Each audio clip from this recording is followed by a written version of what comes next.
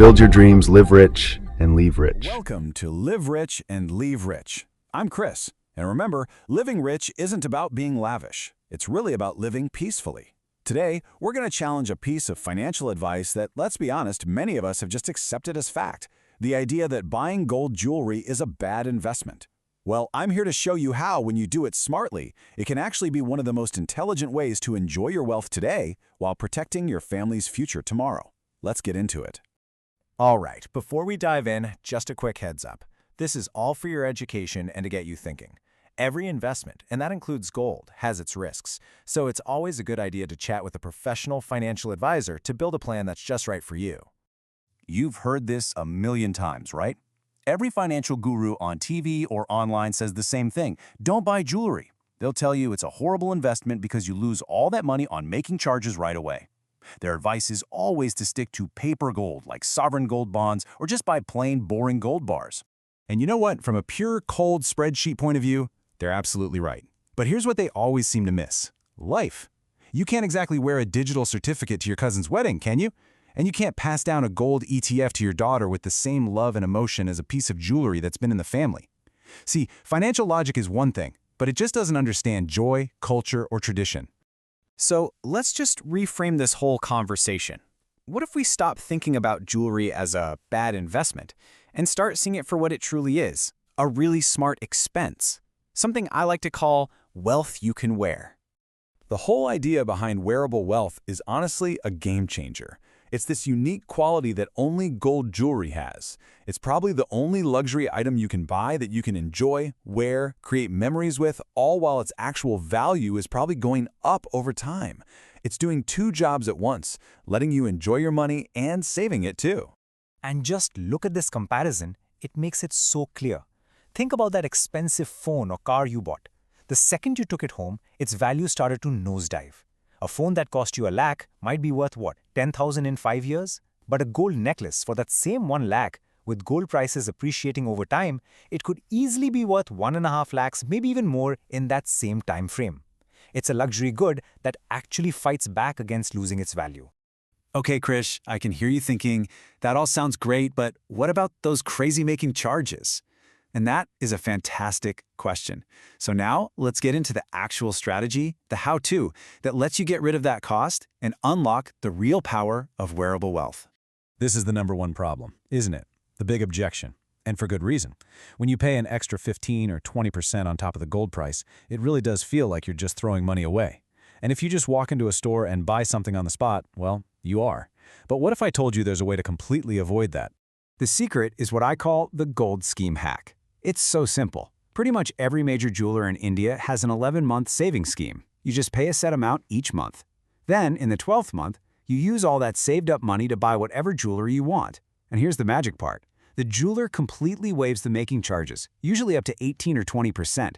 You're basically getting a beautifully designed piece for the price of plain gold.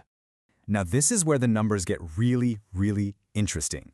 Because you save that 18% on the total price by just putting in a little bit each month, the effective return you're making on your money can be as high as 26 to 27% per year. That is an absolutely incredible return. You just turned what was a huge cost into a massive saving, all with a little bit of planning. Okay, now let's talk about gold jewelry's other superpower. It's the ultimate emergency fund.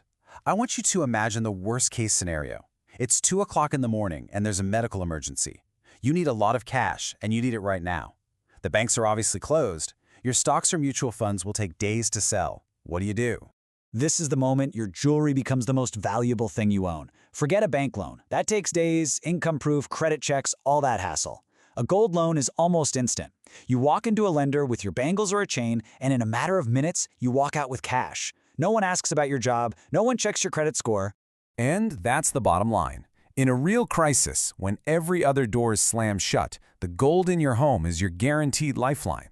It is the one asset that is truly available to you 24/7, and the peace of mind that gives you, well, you can't put a price on that. So let's see how all this works in the real world. We'll look at a simple story of two different people, one who buys on impulse and one who plans. Okay, so meet Rahul and Priya. They both want to buy a necklace that has 1 lakh worth of gold in it. Rahul, the instant buyer, just walks into the store. He pays 1 lakh for the gold, 20,000 in making charges plus GST. His total is about 1,25,000. Now Priya, the planner, she used a gold scheme. She pays 1 lakh for the gold, 0 in making charges plus GST.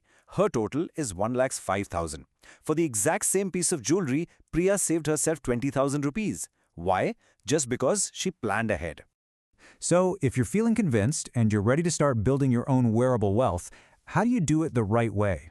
Well, here's a very simple 4-step action plan to get you started on the right foot. First, and this is non-negotiable, always check for the HUID hallmark. It's a unique code that guarantees the gold's purity. Second, start thinking of jewelry buying like a SIP. Start a scheme today for the purchase you want to make next year. Third, do an emergency audit. Just make a simple list of all the gold you have at home.